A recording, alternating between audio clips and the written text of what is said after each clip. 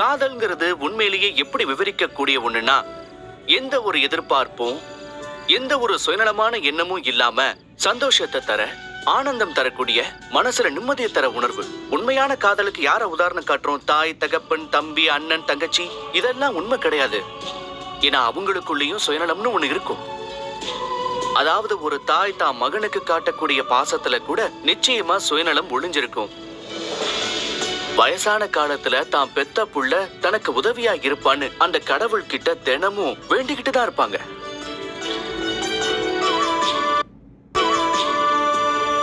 ஆனா உண்மையான காதலும் அன்பும் அவர்கிட்ட தான் இருக்கு. அது ஈஸ்வரனா இருக்கலாம், அம்மனா இருக்கலாம். நமக்கு பிரச்சனைனா அந்த கடவுளை தான் கூப்பிடுறோம். ஏதாவது ஒண்ணு வேணும்னா வேண்டிக்கிட்டு பூஜை பண்றோம். ஆனா தெய்வம் எந்த சுயநலமும் இல்லாம, எந்த எதிர்பார்ப்பும் இல்லாம நம்ம பிரார்த்தனைகளை நிவர்த்தி பண்ணுவாரு.